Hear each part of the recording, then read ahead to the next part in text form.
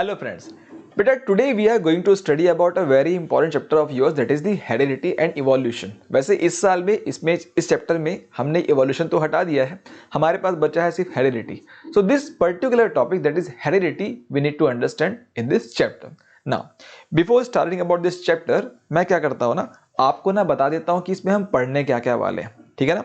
तो पहले ना हम पढ़ेंगे इस चैप्टर में क्या, सबसे पहले हम पढ़ेंगे इस वर्ड को, that is what is the meaning of the word heredity itself. Okay, heredity के बाद में ना मैं आपको समझा दूंगा कि गैमिट्स क्या होते हैं।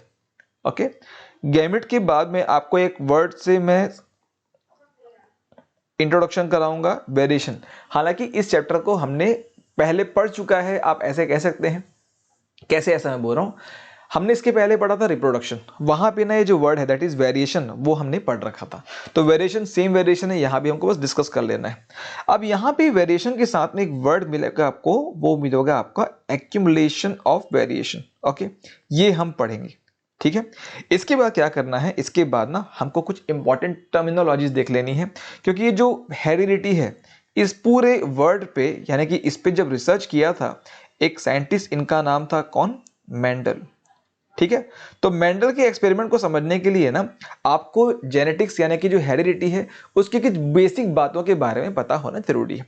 वैसे मुझे पता है कि आपको ऑलमोस्ट सारी बातें पता होंगी, in case you might be feeling difficulty, आपको उससे थोड़ा हेल्प हो जाएगा बेटा, ठीक है। तो what are the topics that will be getting okay from this topic that is heredity. First I will give you an introduction about the word chromosome. Okay, after having a fair idea about the chromosome we will try to understand the gene and the DNA as well, ठीक है बेटा। तो ये सब हो गया। उसके बाद में there is something called as phenotype, वो हम समझ लेंगे। there is something called as genotype, वो भी हम समझ लेंगे। there is something called as F1 generation, F2 generation. फिर इसी एक्सपेरिमेंट्स यानी कि इनके ही एक्सपेरिमेंट से रिलेटेड है आपका monohybrid cross and the dihybrid cross, ठीक है। So all this topics will be covered in this video. तो इस लेक्चर को आखिर तक देखना, अगर आप रिवाइज भी कर रहे हो ना आपका रिवीजन हो जाएगा और हो सकता है आपको कुछ नई बातें भी मिल जाए, ठीक है। तो शुरू करें, चलो। सबसे पहले वर्ड आता है आपका heredity. What is the meaning of the word heredity? देखो बेटा, जैसे आज हम जिस तरीके से दिखते हैं ना, हम ऐसे क्यों दिख रहे हैं?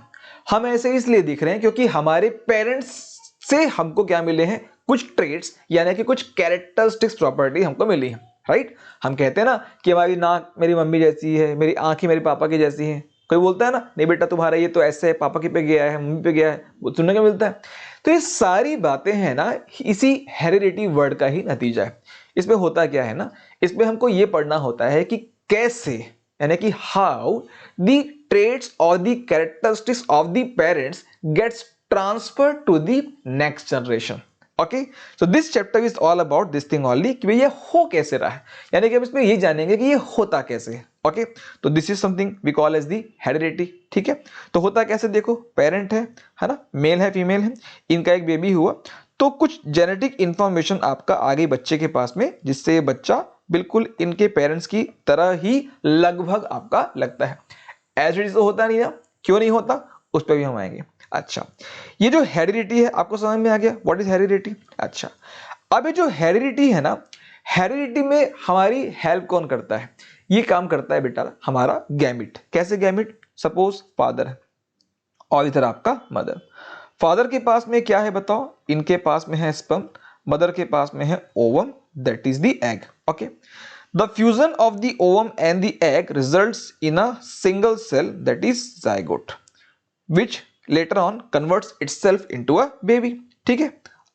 अब एक बात बताना, जो भी बेबी है उसके पास मदर के भी कैरेक्टर्स हैं और आपका फादर के भी। ये हुआ कैसे? ये हुआ ऐसे कि फादर के कैरेक्टर्स लेके आ गए स्पर्म महोदय और मदर के लेके आ गए ओम, ठीक है। तो दोनों ने मिलकर आपका इस बेबी को आपका क्या कर दिया, डिजाइन दे दिया। तो गैमिट क्या मैं बोल सकता हूं क्या, एक जनरेशन का दूसरे जनरेशन के बीच का लिंक है। Can we say this, yes और नो? बिल्कुल बोल सकते हैं। This is the reason why gamete is considered as a link between two generations. Okay बेटा, अच्छा अब देखो, अब इसके बाद में नेक्स्ट जो वर्ड है वो क्या है, वेरिएशन। वेरिएशन क्या होता है, देखिए हो क्या रहा है ना, whenever the sperm is formed within the body of the father and same is the case with ovum which gets formed within the body of the mother। होता क्या है ना, जब ये दोनों मिलते हैं और एक जायगोट बनाते हैं ना, तो इस प्रोसेस के दौरान क्या होता है, कुछ चेंजेस हमको देखने को मिलते हैं। कैसे ऐसा होता है इसको मैं आपको समझाता हूं। देखो हमने ना इसके पहले के चैप्टर में पढ़ा था, क्या हमने पढ़ा था कि जो रिप्रोडक्शन है ना, ये दो टाइप का होता है। एक होता है कैसा रिप्रोडक्शन, एक होता है सेक्सुअल रिप्रोडक्शन, और एक होता है कैसा रिप्रोडक्शन, तो ए सेक्सुअल रिप्रोडक्शन। सेक्सुअल रिप्रोडक्शन के केस में दो पेरेंट्स इन्वॉल्व होते हैं, ए सेक्सुअल के केस में आपका सिंगल पेरेंट इन्वॉल्व होता है, right. But even then asexual में भी आपको सिंगल पेरेंट के होने के बावजूद भी ना थोड़ा बहुत वेरिएशन को देखने को मिलता है। Whereas in case of the sexual reproduction आपको ये जो वेरिएशन है as compared to the asexual reproduction काफी ज्यादा देखने को मिलता है। क्यों ऐसा हो रहा है इसको आप प्रैक्टिकली देख के समझ सकते हो। जैसे हम हमारे पेरेंट्स की तरह तो हैं, बट क्या हम उनकी एग्जैक्टली जेरॉक्स कॉपी है क्या?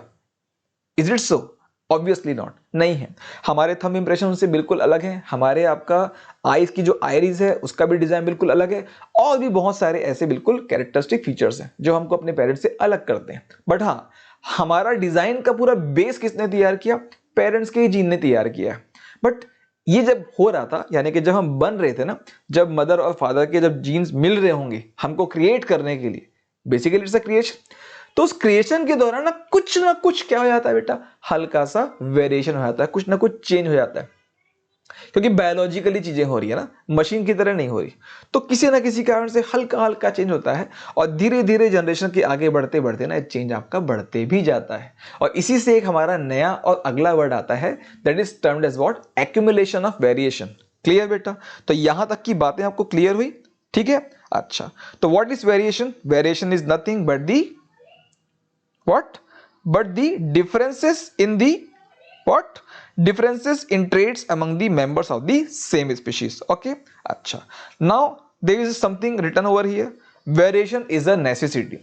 ये एक necessity है। ऐसा कैसे हुआ? देखो ऐसा ऐसे होता है। मान लो मैं आपको अगेन एक एग्जांपल बना के दिखाता हूँ। देखो ये मैंने एक आपका ब्लैक स्क्रीन ले ली।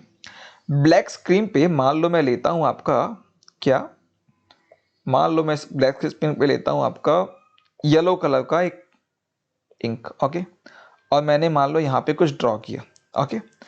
अब इसी येलो कलर की इंक के साथ में मान लो ब्लैक कलर की इंक लेता हूँ और मैं आपका कुछ ड्रॉ करने की कोशिश करता हूँ, ठीक बात है ना। हालांकि ब्लैक नहीं है, वाइट है, बट यहाँ पे एक बात समझना, अगर कुछ ऐसा होता है कि भाई किसी कारण से ना ये जो आपका पहला जो स्पीशीज है वो और ये दूसरा स्पीशीज, दोनों स्पीशीज तो सेम है, बट इसका पहला कलर वाले का कलर येलो है, दूसरे वाले का कलर आपका व्हाइट है। अब मान लो किसी तरह इस व्हाइट वाले ने अपने बैकग्राउंड के हिसाब से अपने आप को अडॉप्ट किया और ये इसमें छुप गया, तो येलो वाला अलग से स्पॉट हो गया, क्या हो जाएगा? ये गायब हो जाएगा। इसका ठीक उल्टा होगा तो ये सर्वाइव करेगा और ये गायब हो जाएगा, या ये सर्वाइव करेगा और ये गायब हो जाएगा, होगा ना। बट इमेजिन अ सिचुएशन, अगर इन दोनों के पास अलग अलग कलर नहीं होता और दोनों ना एक ही कलर के होते, मान लो ये आपका व्हाइट कलर के दोनों होते, तो क्या ये सर्वाइव कर पाते क्या? कर पाते क्या? नहीं, ये आपका हो जाते क्या? एक्सटिंक्ट। क्या हो जाते हैं? एक्सटिंक्ट। तो वेरिएशन क्या करता है? वेरिएशन हेल्प्स अस इन सस्टेनिंग, ओके। वेरिएशन के कारण ही हम क्या कर पाते हैं बेटा? हम कर पाते हैं आपका सस्टेन। अगर ये नहीं होगा ना तो हम सस्टेन नहीं कर पाते, ठीक है, अच्छा। अब जो नेक्स्ट वर्ड है एक्यूमुलेशन ऑफ वेरिएशन, इसका मतलब क्या है? Variation produce in successive generation get accumulated in the organisms. भाई आज की डेट में हम होमो सैपियंस इतने इंटेलिजेंट कैसे हैं? क्या ये एकदम से हो गया? क्या एकदम से हमने व्हाट्सएप का, मोबाइल का, स्नैप का, इंस्टा का यूज करना शुरू किया क्या? Obviously not. ये हमने सीखा, धीरे धीरे इसको आपको डेवलप किया, राइट। और ये तो पिछले 100 साल में बहुत ज्यादा स्पीड से हो गया, बट अगर हमारी पूरी सिविलाइजेशन के ग्रोथ को देखोगे ना तो काफी समय लगा हमको इस ब्रेन को इंटेलिजेंट बनाने में। हमने चीजों को अप्लाई किया, अप्लाई करते करते करते हमारा जो ब्रेन है ना धीरे धीरे चीजों को सीखते गया, क्योंकि जो इसके न्यूरॉन्स के जो कनेक्शन है वैसे स्ट्रांग होते गए, और वो एक जनरेशन से दूसरी जनरेशन भी आपका वो ट्रेड्स ट्रांसफर होते गए, राइट। तो ये एक कारण है आपका एक्यूमुलेशन ऑफ वेरिएशन, जिससे भी हमको काफी हेल्प मिलती है। और ये आपको देखने को मिलेगा कब? बहुत लंबे समय तक, यानी कि ड्यूरिंग सेवरल जनरेशन अगर ये वेरिएशन हो रहे हैं तभी आपको इसका फाइनल रिजल्ट मिलता है आपको, ठीक है बेटा, अच्छा। ना let's try to understand this thing that is the accumulation of variation in terms of an example. देखो मैं आपको एग्जांपल दिखाता हूं एक बैक्टीरिया का। Once upon a time there lives a bacteria जो कि ना बिल्कुल भी हीट रेसिस्टेंट नहीं था। ओके, बट क्या हुआ, जैसे जैसे उसकी जनरेशन बढ़ी, मतलब मान लो ये पहली जनरेशन है B1, फिर B2, B3, ऐसे जनरेशन बढ़ी, तो बहुत सारी जनरेशन के बाद में क्या हुआ, धीरे धीरे इसकी जनरेशन ने ना क्या किया, हीट रेसिस्टेंट होना शुरू किया। और इसके लिए इन्होंने एक जीन भी डेवलप कर लिया। और जब बहुत ज़्यादा ये जनरेशन आगे बढ़ गई ना, तो जो अभी की जो आपका करंट बैक्टीरिया हो गया ना, ये कैसा हो गया, ये हो गया हीट रेसिस्टेंट। यानी कि ये एक ऐसा मैं आपको एग्जांपल दे रहा हूं जो वाकई में हमको देखने को मिलता है। कई बार ऐसा होता है ना, बैक्टीरिया के केस में वो क्या करते हैं, रातों रात ही बहुत इनकी पॉपुलेशन डबल हो जाती है। दही जमाते हैं अपन घर में, दूध होता है, दही डालते हैं, रात भर में पूरा दूध दही बन जाता है, लैक्टोबैसिलस बैक्टीरिया। रात भर में उनकी पॉपुलेशन इतनी बढ़ जाती है, इतने सारे दूध को वो लोग आपका दही में कन्वर्ट कर देते हैं। तो बैक्टीरिया एक मैंने छोटा सा बस एग्जांपल लिया, क्या हो रहा है, जनरेशन जनरेशन जैसे जैसे बढ़ते आ रही है, अपने आप को क्या करते जा रहा है, वो रेसिस्टेंट करते जा रहा है, राइट। इस केस को ना आप बहुत अच्छे से समझ सकते हो किसी डिसीज के भी केस में। ओके, ठीक है ना। तो ये हीट रेसिस्टेंट बैक्टीरिया हमको यहाँ पे मिल गया, और ये कैसे हुआ, because of the accumulation of variation. Okay, अच्छा, अब सम इंपॉर्टेंट टर्म्स, मैंने बोला था आपको कुछ इंपॉर्टेंट टर्म्स हम समझेंगे। तो सबसे पहले शुरुआत करते हैं आपका क्रोमोसोम से। शुरू करें, देखो व्हाट इज क्रोमोसोम। अगेन इसको ना एक डायग्राम से आपको समझाता हूं। देखो व्हाट इज क्रोमोसोम, जैसे जब भी आप किसी सेल को देखोगे ना, तो हर सेल के अंदर क्या होता है, एक न्यूक्लियस होता है, ठीक, न्यूक्लियस। इस न्यूक्लियस को जब आप देखोगे अलग से माइक्रोस्कोप में ना, तो क्या होगा मालूम, इस न्यूक्लियस के अंदर आपको दिखाई देंगे ऐसे थ्रेड्स। क्या दिखाई देंगे, आपका इस तरीके के थ्रेड लाइक स्ट्रक्चर दिखेंगे, और इन्हीं को हम बोलते हैं क्या, इनको हम बोलते हैं आपका क्रोमेटिन थ्रेड्स। क्या बोलते हैं, क्रोमेटिन थ्रेड्स। ये जो क्रोमेटिन थ्रेड्स है ना, जब भी सेल क्या करता है आपका, जब भी सेल आपका डिवाइड करता है, तो ये जो क्रोमेटिन के थ्रेड है ना, ये बना लेते हैं मालूम क्या, ये बना लेते हैं ऐसा एक कॉइल्ड स्ट्रक्चर, और इसी को हम कहते हैं बेटा क्या, क्रोमोसोम बोलते हैं। अभी के लिए इतना इंफॉर्मेशन बहुत है आपके लिए, ये हो गया क्रोमोसोम। अब इसी के आगे थोड़ा देखें अपन, तो देखो ये मान लो एक क्रोमोसोम है, ये क्रोमोसोम का ये दूसरा हिस्सा है, ठीक है ना। अब यहाँ पे एक बात समझना, देखो जैसे क्रोमोसोम के अंदर क्या होता है, क्रोमोसोम के अंदर आपको ना एक डबल हेलिक्स स्ट्रक्चर दिखेगा इस तरीके का, ऐसा एकदम, ठीक। ये क्या है, असल में यही तो है क्या, डीएनए। क्या है ये, डीएनए। अब डीएनए को अलग से बनाता हूं, मान लो ये डीएनए मैंने बनाया, ये आपका डीएनए बन गया, ठीक है। तो इस डीएनए के अंदर क्या होता है ना, ये देखो, ये इसका पहला कॉइलिंग, ये दूसरा कॉइलिंग, ये सब क्या है, ये सब असल में जीन है। समझ में आ रही मेरी बात।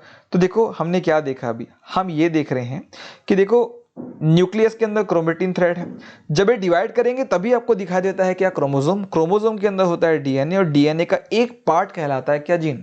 मतलब मैं अगर ये कहूं कौन सी सबसे छोटी यूनिट है जो असल में हेरिडिटरी इंफॉर्मेशन को अपने पास रखती है, आंसर क्या हो जाएगा, जीन हो जाएगा। और जीन इसको किस फॉर्म में रखती है, तो ए टी सी जी, हमेशा ए के साथ टी मिलता है, सी के साथ जी मिलता है। A for adenine, T for thymine, C for cytosine, G for guanine. ये 4 टाइप के कोड हैं नेचर ने हमको दिए हैं, जिसके हेल्प से ना हम जैसे हैं वैसे दिखते हैं। क्लियर। अब इसको अगर मैं आपको और आसान भाषा में समझाऊं तो क्या होता है, जैसे हम लोग अभी क्या यूज़ करते हैं, हम लोग कंप्यूटर्स यूज़ करते हैं, चाहे मोबाइल हो या फिर आपके घर में डेस्कटॉप हो, कुछ भी हो, हम सिस्टम यूज़ करते हैं ना। तो systems are built with the help of the softwares. Now softwares, कोई सा भी सॉफ्टवेयर हो, कोई सा भी इंस्ट्रक्शन हो मशीन का, उसके पास सिर्फ 2 चीज़ें होती हैं, 0 और 1। On the basis of 0 and 1 हम अभी जितनी भी टेक्नोलॉजी पे काम कर रहे हैं वो उसी पे क्या है, आपका बेस्ड है, क्योंकि आपका जो कंप्यूटर वो तो 0 और 1 को ही समझता है, राइट। अब एक बात समझना, हमारे पास तो 4 कोड्स हैं, ए टी और सी और जी। कितने ज्यादा पावरफुल हम इसीलिए दिखते हैं, राइट। तो एक बात समझना बेटा, हमारे पास क्या है ना, ये जो ATCG है ना, इसी का जो कोड है ना, हमेशा हर एक जीन के पास में हमको मिलता है। और हमारे हर एक ट्रेट, हर एक कैरेक्टरिस्टिक के लिए ना कोई पर्टिकुलर जीन आपका रिस्पॉन्सिबल है। तो इसलिए ना होता क्या है, बहुत सारे जीन का पूरा सीक्वेंस होता है, एकदम टाइटली पैक्ड होता है, कहां पर, डीएनए के अंदर। और इसीलिए ना डीएनए हमारे जो हेरिडिटी है ना उसका एकदम बेसिस बन जाता है। बट अगर आपको पूछेगा एग्जाम में यूनिट क्या है तो आंसर इज जीन। क्लियर है? अच्छा, अब आते हैं हमारे क्रोमोसोम पे। देखो मैंने आपको बताया था ना, तो ये देखो ये क्रोमोसोम के अंदर क्रोमेटिन के थ्रेड हैं, न्यूक्लियस के अंदर क्रोमेटिन के थ्रेड्स, और यही आपका बाद में क्या बन जाते हैं, ये आपका क्रोमोसोम बन जाते हैं। Okay boss? अच्छा, क्रोमोसोम्स क्या है अब एक बार देख लेते हैं, डिफाइन कर लेते हैं। These are nothing but the thread like structures in the nucleus formed of DNA. किसका बना होता है? डीएनए का बना होता है। And carries gene. क्या कैरी करता है? जीन कैरी करता है। अब अगेन एक बात समझना, दो तरीके से क्वेश्चन पूछता है। आपको पहला क्वेश्चन पूछेगा कैरियर, ठीक है, हमारे जितने भी जेनेटिक कैरेक्टर्स हैं उसका कैरियर कौन है? आंसर क्या हो जाएगा? आंसर हो जाएगा आपका क्रोमोसोम। आपको पूछेगा unit of the hereditary characteristics, unit क्या हो जाएगा? जीन। दोनों में अंतर है, कैरियर हमेशा क्रोमोसोम होगा, यूनिट कौन होगा? आपका जीन होगा। याद करने के लिए C for carrier, C for chromosome, एकदम इजी है। क्लियर? आगे बढ़े बेटा। अच्छा, और क्या खास बात है भी क्रोमोसोम की? Different organisms have different number of chromosome. ये भी बड़ी अच्छी बात है। हालांकि हमेशा नहीं होता, कई बार ना दो ऑर्गेनिज्म या दो अलग अलग स्पीशीज के नंबर ऑफ क्रोमोसोम सेम भी होते हैं, बट कुछ इंटरेस्टिंग यहाँ पे जानने को मिलेगा आपको। कैसे? देखो, जैसे जो ह्यूमन बीइंग है, हमारे नंबर ऑफ क्रोमोसोम टोटल कितने बताओ? हमारे टोटल क्रोमोसोम है आपका 46। कितने हैं? 46। चिकन के कितने पता है? चिकन के 78। कितने हैं? देखो 78 है, हमारे 46। हमारा जो नियरेस्ट जो हमसे काफी मिलता जुलता है चिंपैंजी, उसके कितने? देखो 48 है। क्लियर? तो नंबर ऑफ क्रोमोसोम ऐसे आपका चेंज होते रहते हैं। तो क्रोमोसोम आपको समझ में आ गया क्या होता है क्रोमोसोम। अब देखो जीन की बात करते हैं। जीन हमने समझ लिया डीएनए का एक पार्ट होता है ना। ये देखो ये आपका सेल है, सेल के अंदर आपका ये क्रोमोसोम है, क्रोमोसोम का हिस्सा क्या आपका? ये डीएनए, और डीएनए का एक हिस्सा क्या दिख रहा है आपको? जीन दिख रहा है। अब मैंने बताया था जीन के अंदर आपका कोड्स होते हैं ATCG, हमेशा जो A है वो T से ही मिलता है, C हमेशा G से ही मिलके आपका पेयर बनाता है, राइट। अब यहां पे एक बात समझना, जीन का काम क्या है? जीन का काम देखो यहां पे क्या है? प्रोटीन का मैन्युफैक्चरिंग करना। Manufacturing of the protein is the function of the gene. How come? ये कैसे? इससे क्या होता है, चलो उसको भी समझते हैं। देखो बेटा होता क्या है ना, जैसे मान लो जीन, ठीक है, जीन को कोई भी काम करना है तो जीन के पास काम करने के लिए कोड है। क्या कोड है? ATCG वाले कोड है। और इस कोड में क्या है? इस कोड में आपका इंफॉर्मेशन है, ठीक है। अब जैसे मान लो मेरे दिमाग में कोई इंफॉर्मेशन है टीचिंग से रिलेटेड, तो मैं पढ़ा रहा हूं based upon this information which is lying in on my head. Okay, अब based upon the information the gene is having itself in the form of the ATCG bonds, okay, तो ये क्या करता है, जब इसको अपने आप को एक्सप्रेस करने की पारी आएगी ना, तो it will express itself in the form of what? In the form of a protein. तो कोई प्रोटीन बना के क्या करता है? अपने आप को एक्सप्रेस करता है। अब ये प्रोटीन क्या करता है? ये प्रोटीन बाहर निकलता है और अपने जो भी टारगेट आपका ऑर्गन है या कोई भी आपका सेल है उसके पास जाता है और उनको गाइड कर देता है कि भैया जीन, भैया ये बोले हैं, वहां ये लिखा हुआ है कॉन्स्टिट्यूशन में, तो अब जीन में ये सब लिखा हुआ, अब जाके ये काम करिए। तो बिल्कुल वही काम हमारे सेल कर लेते हैं, ठीक है ना। होता क्या है ना, जैसे हमारे सेल में ये आपका सेल है, इसके अंदर में न्यूक्लियस है, nucleus is considered as a brain of the cell. तो यहां से क्या हो रहा है? इंफॉर्मेशन निकल रही है किस फॉर्म में? प्रोटीन्स के फॉर्म में, ठीक है। और प्रोटीन का भी सिंपलेस्ट फॉर्म असल में क्या होता है? इस फॉर्म में निकल रही होती है, एमिनो एसिड के फॉर्म में निकल रही होती है। तो ये क्या करता है? हमारे सेल के जो बाकी ऑर्गेनल है ना, मान लो माइटोकॉन्ड्रिया हो गया, एंडोप्लाज्मिक रेटिकुलम हो गया, गोल्जी बॉडी हो गया, उन सबको ना इंस्ट्रक्शन देता है, ठीक है बेटा। तो समझ में आ गई बात। जीन का काम क्या है? जीन का काम है आपका क्या करना? प्रोटीन के सिंथेसिस को क्या करना? गवर्न करना या फिर कंट्रोल करना। जो क्या करता करेगा आगे आके किसी स्पेसिफिक ट्रेट को, किसी स्पेसिफिक चीज को क्या करेगा? आपका रेगुलेट करेगा। मैं आपको इंटरेस्टिंग चीज बताऊं, यहां पे एक बात समझना।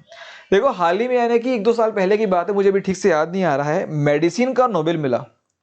किसका नोबेल मिला? आपका मेडिसिन का नोबेल प्राइज मिला। अब इसकी खास बात क्या थी? जो नोबेल प्राइज के विनर जो साइंटिस्ट था, उन्होंने क्या किया था? उन्होंने एक ऐसा जीन खोजा था जो हमारे सेल के लाइजोसोम को ना क्या करता है? सिग्नल देता है। क्या होने का? बर्स्ट होने का, राइट। उस जीन को हमने खोज लिया था। अब इसका फायदा क्या होगा भाई? हम लोग कई बार सुनते हैं एक डिसीज है जिसको हम बोलते हैं क्या? एक डिसीज है उसको हम बोलते हैं आपका डायबिटीज। क्या बोलते हैं? आपका डायबिटीज। अब ये डायबिटीज डिसीज में होता क्या है, ये जो हमारे क्या है आपका स्टमक, स्टमक के नीचे में होता है आपका पैंक्रियाज। इस पैंक्रियाज में ना ग्रुप ऑफ सेल्स होते हैं, ठीक है ना, इनको हम बोलते हैं क्या, आइलेट्स ऑफ लैंगरहैंस। क्या बोलते हैं, आइलेट्स ऑफ लैंगरहैंस। इस आइलेट्स ऑफ लैंगरहैंस में 3 टाइप के सेल्स होते हैं, अल्फा, बीटा और आपका डेल्टा, गामा नहीं होता। तो इसकी जो बीटा सेल है ना बेटा, ये क्या बनाती है, it manufactures the insulin which regulates the sugar level in our blood. समझ में आ गई बात, फिर से बताता हूं। होता क्या है, हमारे जो पैंक्रियास है, यहाँ पे ग्रुप ऑफ सेल है, इनको बोलते हैं आइलेट्स ऑफ लैंगरहैंस। इसमें 3 टाइप की सेल होती है, इसमें से जो बीटा सेल है ना, वो इंसुलिन बनाती है जो शुगर के लेवल को कंट्रोल करती है हमारे ब्लड में। किसी भी कारण से अगर इंसुलिन नहीं बढ़ रहा है हमारी ब्लड में, तो क्या होता है, शुगर का लेवल बढ़ जाता है, और उसी को हम क्या बोलते हैं, आपका डायबिटीज। तो ऐसा क्यों हुआ, इंसुलिन का बनना बंद क्यों हुआ, क्योंकि बीटा सेल क्या हो गया, आपका डेड हो गया। समय से पहले क्या हो गया आपका, इन्होंने काम करना बंद किया। क्यों किया होगा, क्योंकि ये जो बीटा सेल है ना, इनके न्यूक्लियस में जो जीन होगा ना, इसने इस बीटा सेल को आपका कहा होगा कि भाई तुम्हारा टाइम पूरा हो गया, यमराज आ गए हैं, आप बर्स्ट हो जाओ। तो लाइसोसोम फटा होगा, वो सेल का एक्जिस्टेंस खत्म हो गया होगा।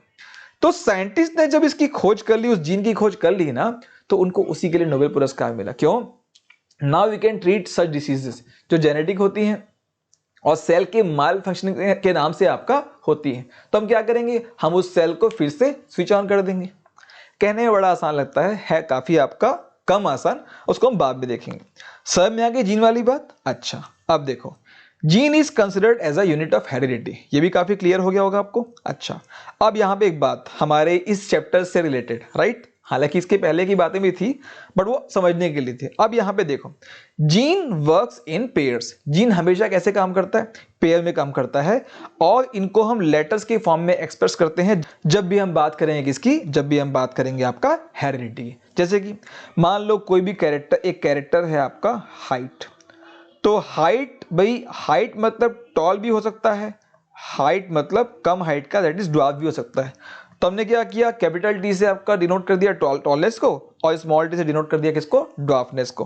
तो gene T stands for tallness, gene small T stands for the dwarfness. Okay, तो यहां पे लिखा भी है, देख लो इसको। अच्छा, अब यहां पे एक वर्ड दिख रहा है आपको, फैक्टर्स, इसका मतलब भी समझना।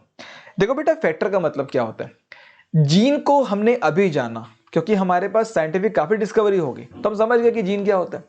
पहले हमको जीन का पता नहीं था, स्पेशली किस केस में, हमारे जो फादर ऑफ जेनेटिक्स है ना, दैट इज जो मेंडल है, इन्होंने जब एक्सपेरिमेंट किया ना, तो उनको पता नहीं था कि जीन क्या होती है, बट उनको ये पता था कि कुछ तो है, कुछ तो है जो क्या कर रहा है, आपका कंट्रोल कर रहा है सारे ट्रेड्स को, सारे कैरेक्टरिस्टिक्स को।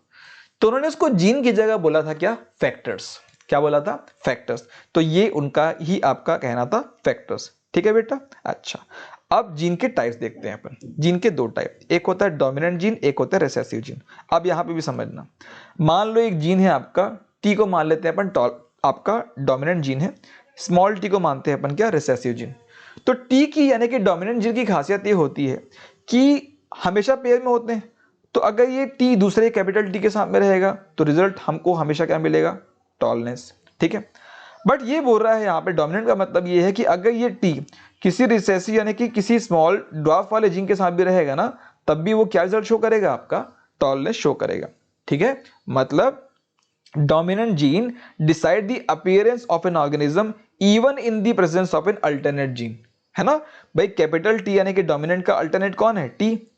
तो होना तो ये नहीं होना तो ये चाहिए ना कि दोनों को मिलके अपने कैरेक्टर शो करने चाहिए, बट नहीं, जो डोमिनेंट जीन है ना वो अपने कैरेक्टर शो करता है, यानी कि जिस बच्चे के पास में ये वाला जाएगा दोनों जीन, एक कैपिटल टी जो डोमिनेंट है, एक स्मॉल टी और आपका रिसेसिव है, तो बच्चा कैसा हो जाएगा, टॉल हो जाएगा। क्लियर है। तो देखो, इस केस में भी टॉलनेस आएगा, इस केस में भी टॉलनेस आएगा। Whereas in case of the recessive क्या होता है, बेचारा रिसेसिव है, दबा हुआ है, ठीक है ना। ये क्या करता है, it decides the appearance of an organism only in the presence of another identical gene। मतलब स्मॉल टी तभी अपने आप को एक्सप्रेस करेगा जब उसके साथ उसका भाई स्मॉल टी होगा। कभी भी अगर स्मॉल टी कैपिटल टी के साथ में आया तो वो खुद को एक्सप्रेस नहीं करेगा, तब तो ये जो बड़ा वाला टी है ना, ये अपने आप को एक्सप्रेस कर देगा। समझ में आ रही मेरी बात, ठीक है ना। तो बस इसी केस में ये काम करता है रिसेसिव जीन। अब बात करते हैं आपका एलील्स की। ये क्या चीज है? देखो, एलील्स को देख के कुछ कंफ्यूजन नहीं होना, कोई टेंशन नहीं, डरना नहीं, बहुत आसान सी बात है क्या? देखो, this is one of the different forms of a particular gene. ये कैसे हुआ? देखो, अगेन फादर है और आपका मदर है। हमारे पास जिनके इनका जो मान लो बेबी है, उसके पास कितने पेयर होते हैं आपका? इसके पास भी 23 पेयर्स होते हैं। तो 23 पेयर्स कैसे इनके पास में है? आधे यहाँ से आए होंगे पेरेंट से, आधे आपका मदर से आए होंगे। तो होता क्या है ना, जो पेयर फादर के पास में है, मान लो आपका एक्स एंड वाई, और जो पेयर मदर के पास में है, ठीक है, तो इन पेयर का ही डिफरेंट फॉर्म क्या होता है? एल के फॉर्म में बेबी के पास में पहुंचता है, ठीक है ना। तो आधा आधा पहुंचता है। क्यों आधा आधा पहुंचता है, इसको भी समझते हैं। देखो, हमारी बॉडी में दो टाइप के सेल होते हैं। एक होता है आपका सोमैटिक सेल, ठीक है ना। सोमैटिक सेल में हमेशा कैसा डिवीजन होता है? तो माइटोसिस, ठीक है। तो माइटोसिस से होता क्या है कि हमको सेम जैसे आपका सेल्स मिलते हैं, सेम सेल्स हमको मिलते हैं सोमैटिक सेल से। एक और डिवीजन होता है जिसको हम बोलते हैं आपका मियोसिस, और ये हमेशा आपको दिखेगा कहाँ? ये आपको दिखेगा हमारे रिप्रोडक्टिव सेल्स में ही, या फिर मैं कहूँ आपको हमारे जर्म सेल। जर्म सेल मतलब एक होता है स्पर्म और दूसरा होता है एग या फिर ओवम। तो इसके फॉर्मेशन के लिए कौन सा आपका प्रोसेस होता है? मियोसिस। मियोसिस से जो हमको मिलता है वो सेल्स कैसे होते हैं? हैप्लॉइड। क्यों? इसमें जो नंबर ऑफ क्रोमोसोम है ना, वो कैसे हो जाते हैं? वो हो जाते हैं हाफ। सोमैटिक सेल में आपका जो सेल मिलते हैं वो कैसे होते हैं? डिप्लॉइड, यानी कि पेरेंट्स में जैसे जितने नंबर ऑफ क्रोमोसोम है उतने ही आपका डॉटर सेल्स में भी होते हैं, ठीक है, हमने पढ़ा हुआ है सब। तो जब भी बॉडी में क्या बन रहा है पेरेंट्स के, क्या बन रहा है? अगर आपका स्पर्म बन रहा है या फिर आपका एग बन रहा है, तो हैप्लॉइड डिवीजन से क्या होता है ना, आधा आधा कैरेक्टरिस्टिक, आधा पेरेंट्स फादर से आधा मदर से आता है और उससे एक बेबी बनता है। मैं आपको यहाँ पे ये सब बातें इसलिए बता रहा हूँ एल के केस में, वो इसलिए बता रहा हूँ क्योंकि देखो, एलिल्स क्या है ना, और कुछ नहीं है बल्कि जीन का ही, किसी भी पर्टिकुलर जीन का क्या है, बस एक पार्ट होता है, एक हिस्सा होता है। जैसे मान लो मैं एक आपका मेल हूं, मेरे पास हर एक कैरेक्टर के दो जीन हैं। मान लो मेरे आई का कलर है, मान लो ये ब्राउन है, तो इस ब्राउन कलर की आई के लिए दो मेरे पास जीन के पेयर हैं, एक ये वाला और एक दूसरा वाला, मान लो तो इन दोनों को पेयर है। तो जब मेरी बॉडी में कुछ बनेगा ना, तो इनमें से कोई एक क्या हो जाएगा? आपका एल के फॉर्म में चले जाएगा उस आपका गैमेट के पास में। क्लियर है? तो one of the different forms of a particular gene is called as the allele. If the allele of a gene from father is same as that from mother, this condition is called homozygous condition. इसको भी समझते हैं। देखो, मान लो आपका father है और इधर आपका मदर है।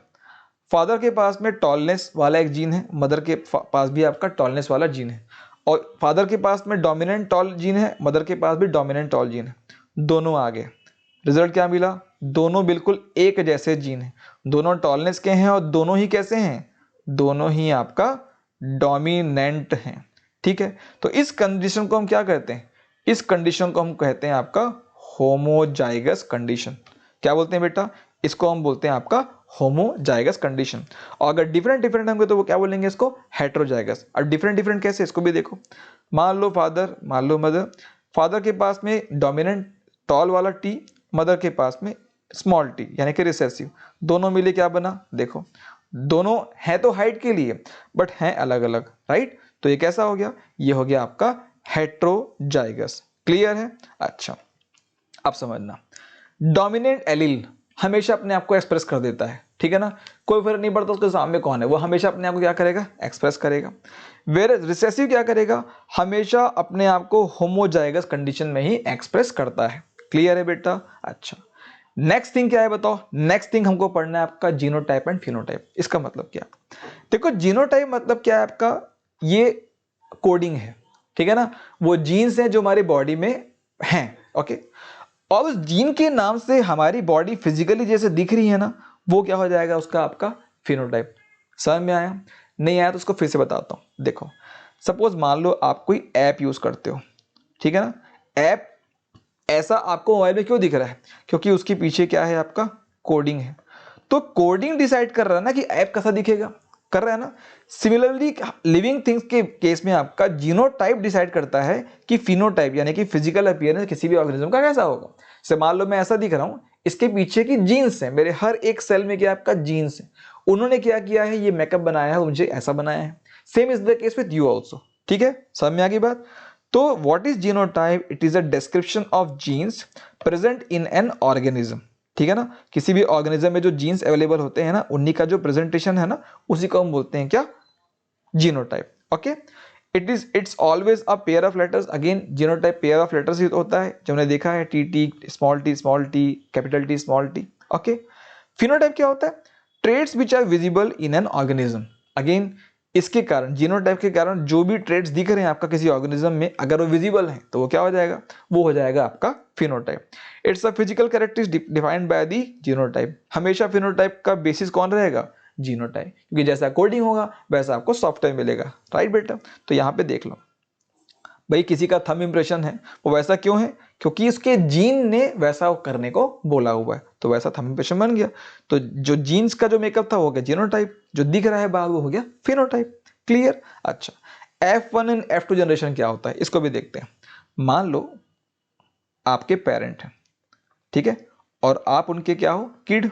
ठीक है, तो पेरेंट्स की जो पहली जनरेशन है, ओके, ये क्या होती है, F1 जनरेशन। हेरिडिटी में इसको हम क्या बोलते हैं, F1 जनरेशन। तो क्या करते हैं अपन, पेरेंट्स को लेते हैं, उनकी जो पहली जो आपका किड्स होते हैं ना, यानी कि उनसे जो बच्चे आ रहे हैं, मान लो भाई हो गया, दूसरी बहन हो गई, तो ये क्या हो जाएगी आपका, it will make the F1 generation. अब बाद में जब ऐसे और कोई पेरेंट हैं, ओके, उनके भी ऐसे किड हैं, ओके, जब ये सब क्या करेंगे आपका, ये सब की शादी होगी और इनके जब बच्चे होंगे, तो ये जनरेशन क्या हो जाएगी आपका, F2 जनरेशन। ठीक है ना, तो इसको ऐसे भी समझ सकते हो, मान लो आपके ग्रैंडफादर हैं, ओके, ग्रैंड पेरेंट्स हैं आपके, ठीक, तो ग्रैंड पेरेंट्स के लिए आपके पेरेंट्स क्या हैं, वो हैं F1 generation. Okay, grand parents के लिए आप क्या हो, F2 जनरेशन। तो ये F1 जनरेशन और ये F2 जनरेशन, इतनी सी बात है बस। ठीक, मोनोहाइब्रिड क्रॉस ये क्या होता है? देखो, जब मेंडल ने एक्सपेरिमेंट किया ना, तो एक्सपेरिमेंट करने के लिए उन्होंने ना बहुत सारे कैरेक्टरिस्टिक फीचर्स को लिए मटर के पौधे के, दैट इज पी प्लांट्स के। क्या क्या लिया उन्होंने? लिया आपका शेप, उन्होंने लिया आपका क्या, हाइट, उन्होंने लिया क्या आपका कलर। ठीक है, तो जैसे मैं हाइट की ही बात करता हूं, टॉलनेस एंड आपका ड्वार्फनेस। ठीक है, दो अलग अलग चीजें। अब देखो, अगर मेंडल को एक्सपेरिमेंट करना है, तो एक्सपेरिमेंट करने के लिए उसने तीनों की जगह सिर्फ एक कैरेक्टर को लिया, उसने दो मटर के पौधे लिए, मान लो P1 प्लांट और P2 प्लांट, और दोनों की सिर्फ एक चीज को कंपेयर किया, दैट इज हाइट को। और सिर्फ हाइट को कंपेयर करने के लिए जब इसने इन दोनों प्लांट का क्या कराया, क्रॉस कराया होगा, तो इस क्रॉस को हम क्या बोलते हैं, मोनोहाइब्रिड क्रॉस बोलते हैं। क्लियर? जब किसी एक कैरेक्टर को चेक करने के लिए आप प्लांट्स का क्या करा रहे हो, क्रॉस करा रहे हो ना, ये हो जाता है क्या, मोनोहाइब्रिड क्रॉस। डाई में क्या हो जाएगा, डाई में हम क्या करेंगे, जैसे अगेन मेरे पास शेप है, मेरे पास साइज है, मेरे पास कलर है। अब मैं क्या करूंगा, मैं साइज मतलब हाइट ही है ना, ये असल में हाइट ही। अब मैंने क्या किया, पहले मैंने बस हाइट को लिया था, हाइट के साथ अब मैं किसको मेजर करूंगा, कलर को भी आपका कंपेयर करूंगा। तो अगेन दो प्लांट हैं, P1 और P2। ठीक है, बट इस बार जब मैं इनका क्रॉस करा रहा हूं ना, तो सिर्फ हाइट को नहीं देख रहा हूं, मैं इनके कलर को भी क्या कर रहा हूं, ऑब्जर्व कर रहा हूं। तो दोनों चीजों को, दो अलग अलग कॉन्ट्रास्टिंग कैरेक्टर्स को कंपेयर कराने वाला जो क्रॉस है ना, ये कहलाता है क्या, डाई हाइब्रिड क्रॉस। ठीक है बेटा, तो ये हमारे इस चैप्टर का एक पहला पार्ट हो गया, आपको आ गया होगा समझ में। इसके बाद में अब हम समझ सकते हैं क्या, हम समझ सकते हैं मेंडल के एक्सपेरिमेंट को and the law of inheritance को। ओके